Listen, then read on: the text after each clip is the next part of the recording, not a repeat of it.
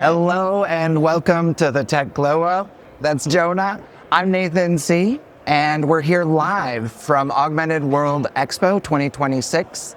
I'm here with Michael Allen Nesmith of Non-Breaking Space. Michael, thank you for joining me on the Tech Glow Up. Of course, thank you so much for having me here.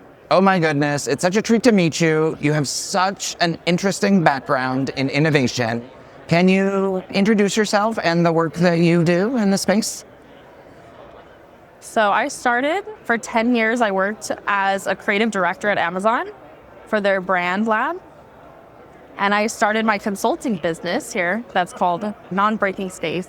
And I really wanted to help tech companies to thrive within these smart glasses.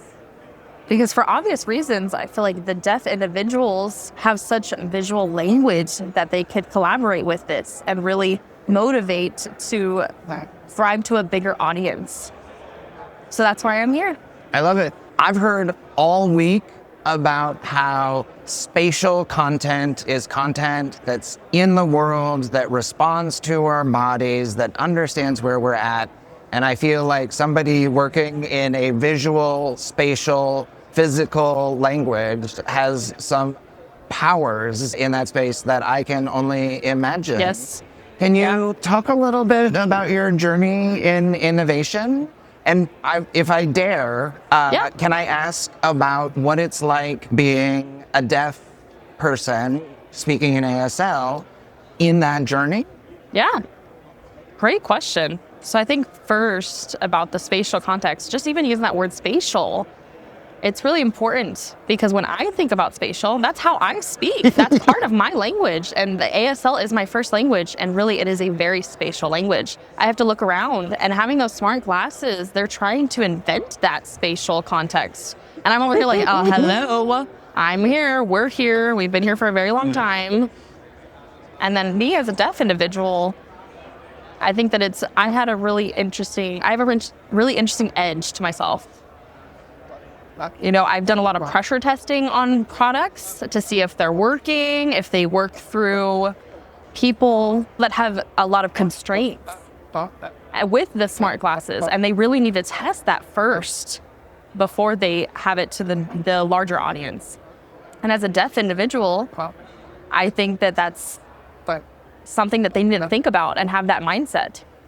Amazing. What got you started working in brand innovation, working with technology? Yes, so wonderful question again. Before Amazon, I worked for several different advertising agencies. One was in Portland in 2013 or so, and I worked on different campaigns, and I collaborated with Google. Mm-hmm. And they tried to find a better marketing story to be able to launch their glasses. So I promoted the idea of building such a simple thing like a captioning app. So even deaf individuals were able to enjoy movie theaters. And that kind of just snowballed and became a marketing story for them to use. And it really wrote itself. You know, with Google and their glasses, they did shut down. So then I just feel like I changed to different ventures. You know, I went to Amazon, and then I got to see that smart glasses are coming back. Mm-hmm. So I feel like almost like a boomerang, I'm coming back to this. And that's my story with the smart glasses. And that's why I'm here where I am.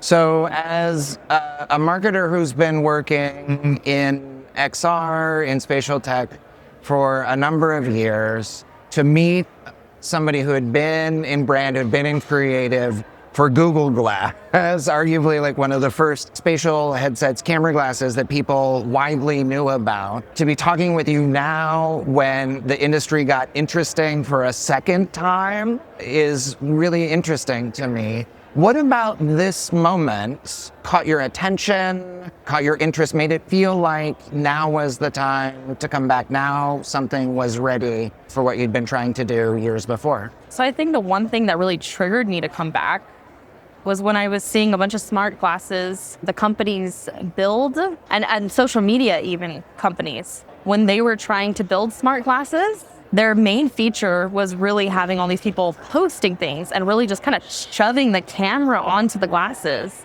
and trying to make them look normal. And I was looking at it and I was like, no, that's really backwards thinking. I remember the origin of it. Why do we even have these glasses in the first place?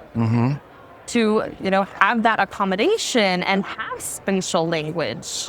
That's where the trajectory should be going. And I was thinking about the curb cut effect. I've been thinking about that, where, if you're just walking outside, you have the curbs. And that design was started for people in wheelchairs. But any parents with babies and strollers were able to benefit from that. A blind person was able to benefit from that. So just one simple solution was able to be a benefit for so many individuals. And I feel like when you look at smart glasses and those different companies, they kind of they should follow that same trend. You're basically just sitting on the next curb cut effect. So who's that company exactly that can fit it? I'm not sure. I'm trying to help them arrive to that goal. Ooh.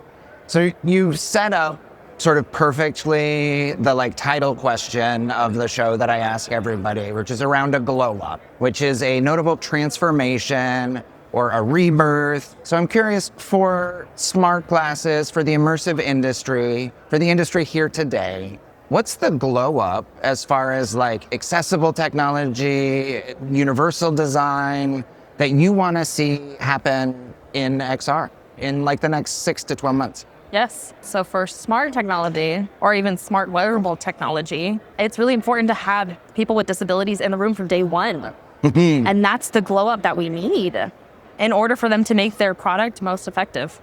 So if we're saying that this technology is for everybody, that it's ready for consumers, if you haven't had somebody who has a different ability than you do in that room, it's maybe not actually for everyone. Am I oversimplifying? No, come on. Keep going. The idea of, nothing for us without us is so key in the disability community. I feel like at a show like this, we hear a lot about the growing expansion of technology, the inevitable permeation into culture. And what I'm hearing from you is that inevitability starts when you actually bring the end users, the deaf people, the blind people into the product story way earlier. Right now, we're giving it to them as a finished product to try off the shelf. And what I'm hearing from you is that real accessibility starts in the design phase. So with that, my assumption is most people at this show haven't had a conversation with somebody who speaks ASL. Exactly. Most people haven't worked with somebody who speaks ASL. And so what advice do you have for somebody who is altruistic, who wants to be an ethical spatial developer, product owner? It's how do you do the right thing? How do you start engaging in universal design if you're not doing it already? Thank you for letting me get there. Yes, that's wonderful. That really expands and is very helpful. The biggest challenge is that a lot of businesses or companies see accessibility as something to include later. And it tends to be more expensive, whatever their reasoning is, or if they realize it or not. But from day one, if they have somebody in the room who is a leader, a thinker, a designer, you have such a variety of perspectives, you tend to have a better product.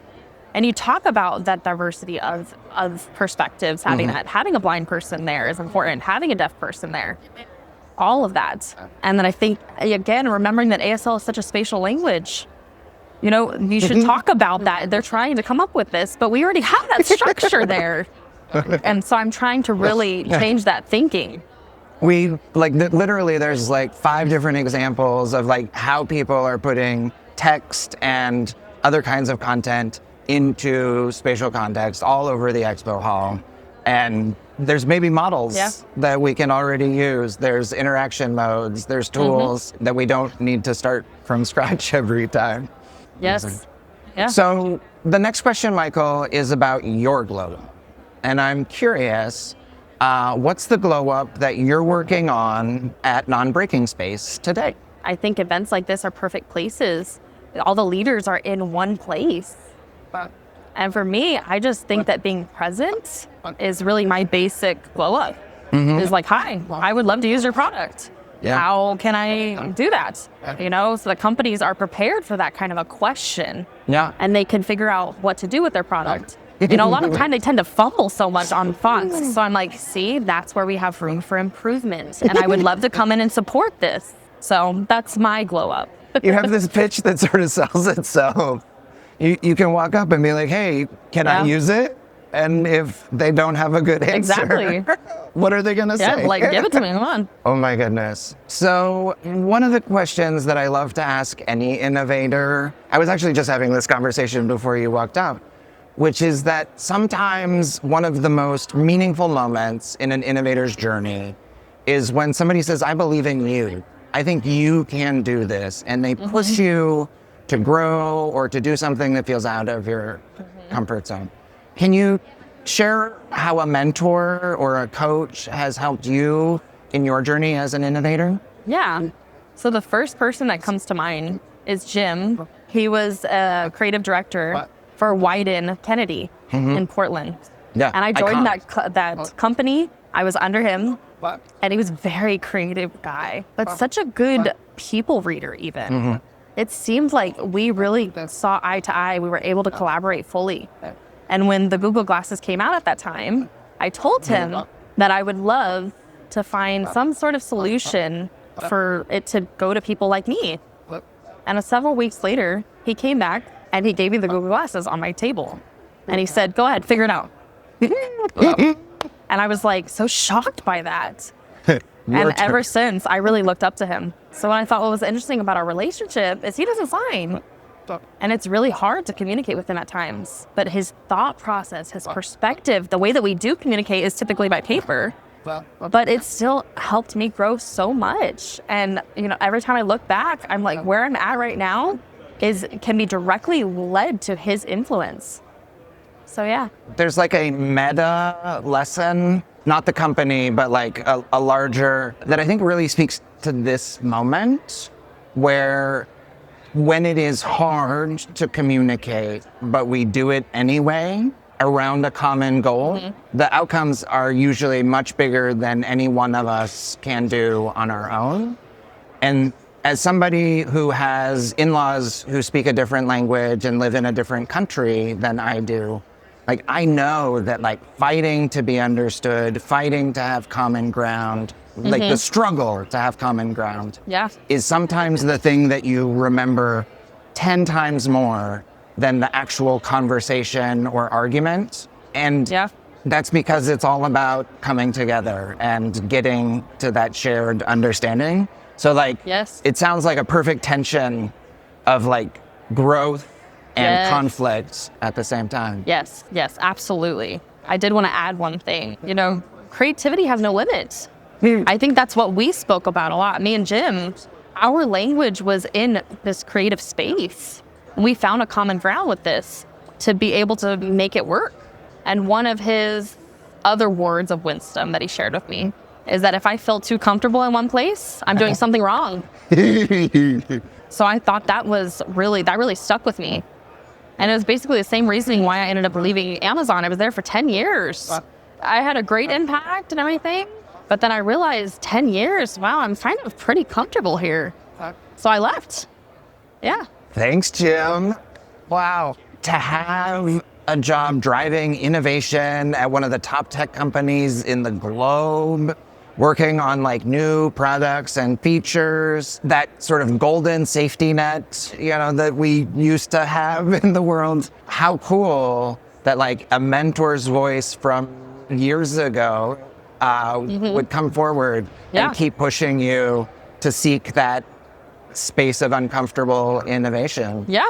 So yes, I think to add to that layer even is that I built Amazon's in-house interpreting agency. And I had the intentions of the interpreters who they would go around and follow me throughout my career. And it was so embedded in my team. They became a part of my team. And the accommodations were so beautiful and just smooth to have the deaf individuals there within that program and to watch it expand and become such a global thing. The warehouse workers, just everywhere we got to see it. And the idea of leaving that and starting all over again was crazy, honestly. But then coming here, the conference, and seeing all the smart glasses, I'm like, you know what? I absolutely made the right decision. This is a little bit like the Wild West, honestly. I got chills, honestly, like hearing about building that level of impact and culture of a design practice. One of the things that I heard Shelley Peterson say on main stage yesterday was that it takes enterprise forever to do anything. And so to build something that's not directly related to like the bottom line, web store ROI, or right, to build something that improves internal capabilities, that improves communication, those are the things that get thrown away so fast, like in innovation. And to know that like you had built something that supported you and others, and then to be like, you know what, it's time for a change. Yeah, exactly. Right. So I'm going to ask another how can we question. So how can listeners today feel that sort of bravery to step into something that is uncomfortable, something that is new, something is cutting edge for them, and why should they trust that little voice pushing them to do more or go further? I think that a lot of businesses make their decisions based off of data. Often my experience from working as consulting them, most of the common responses that I get from them is that, oh, we have no disability consumers. So my response tends to be, it reminds me of the survivor bias. That concept started way back when in World War II, but that the military would send out bombers, like planes, to just drop bombs on Germany. And some of the planes would come back home with bullet holes on the plane. And that was the military's first reaction, was to figure out the armor so that they can continue coming back home. And there was one guy that said, no, that's not how you do it. You need to have the armor where the holes are not. That is the data of the plane where it caused the crashes to happen, where we were able to count those ones. So my mindset that I have is to tell them about my company, that you have no data with different disability options. And that is data. That's a big part of your data. That you think that your customer is all consumers, and that you think you don't have any customers who are disabled means you really don't have any good data on the topic. Right. Yeah. That idea, right, if we look at where the holes are and say, we got to patch these, but that it's the planes that don't come back with the holes in the other places that you're not seeing, right? I love as a metaphor. Exactly. Yeah. And basically it could be summarized all the way down to, if you have no data is data. It's really important to know that. In your TED Talk, you also talk about we all have some level of disability at some point. Yes. Right. And so it's kind of self-serving and future-proofing. Permanent, temporary, yeah. Yeah, I mean, there's so many different ways to define disability. And the glasses even, I can't see without my glasses. Deaf, I'm also deaf. My wife, which is, pregnant, it's almost like a disability for 9 months. I broke my arm. I was disabled in a certain way. Everybody has some kind of disability at least once in their life. So you have to figure out the solution to your own disability, whether it's temporary or permanent. And you have to come together with society to try to figure it out so we can be better humans. To have somebody who will share their culture and their language with me on the show for a first time is such a huge treat and honor for me. I think I'm going to get really sentimental in thanking you for joining me on the Tech Glow Up. Thank you for having me here. This was wonderful, and I already feel my glow up. So you want to know the sign for Tech Glow Up? So here we go. So I'm left-handed. It doesn't matter? It's fine. Yeah, no, okay, it's fine. Yep. Then you're going to do that. Tap it. Yeah. Tech. Tech. And then glow up. Glow up. Okay. Tech. Tech. 1 time, 3 times? Tech. And 2, 3 times, doesn't matter. So I'm gonna make Tech. Glow up. Glow up. Okay. Thank you. Congratulations. Oh my There gosh. you go. Good job. Thank you for watching the Tech Glow Up with me and Nathan. Thank you so much. Yeah. Amazing.